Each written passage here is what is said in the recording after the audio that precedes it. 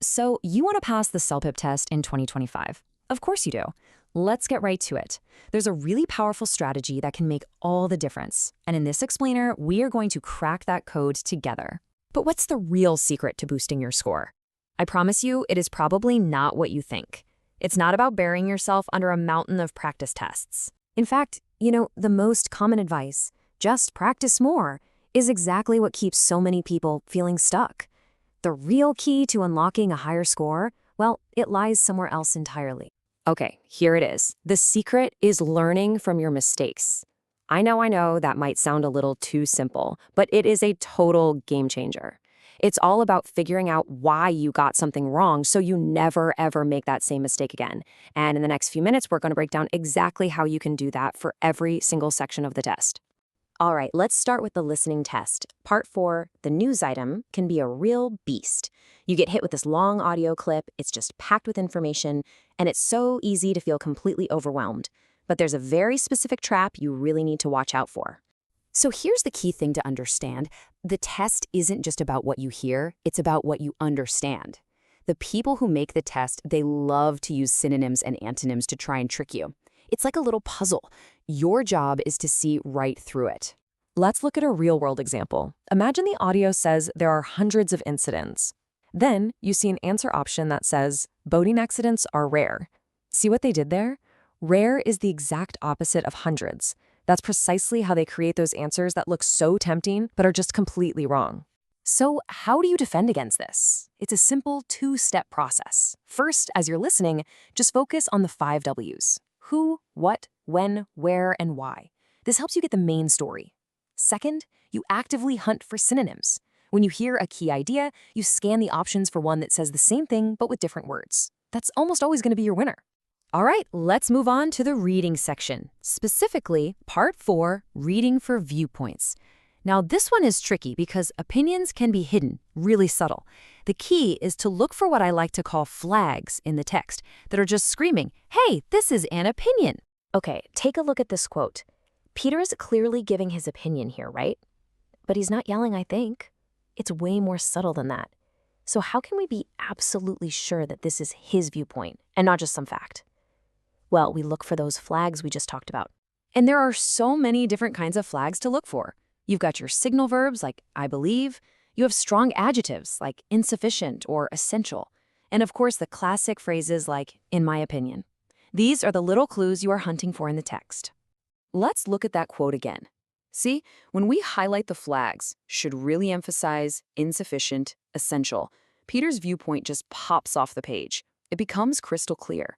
He's not just stating facts, he's making a really strong argument. And spotting these flags, that's your direct path to the right answer. Okay, on to the writing section.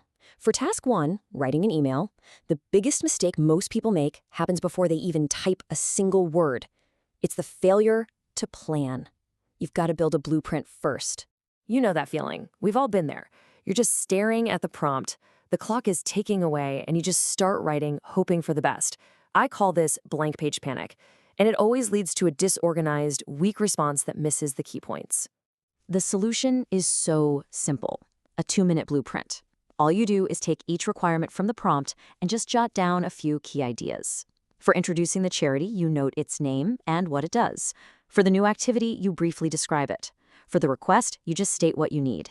This simple table organizes all your thoughts, and it makes sure you hit every single point, logically. It is your map to a perfect score. Finally, let's tackle the speaking test. For task 2, talking about a personal experience, the biggest challenge isn't just speaking English, it's telling a good, clear story when you're under pressure.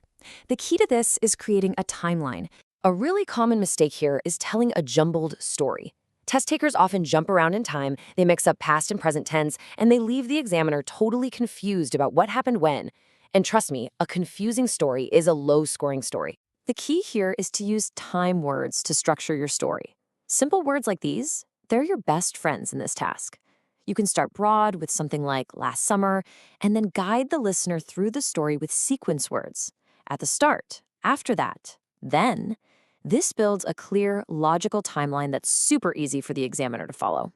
And the other half of this strategy is just consistency. Since you're telling a story about the past, you have to stick to the past tense. I went, It was held. We posed. Locking in your verb tense like this prevents any confusion, and it shows the examiner you have a really strong control over your grammar. So let's bring this all together.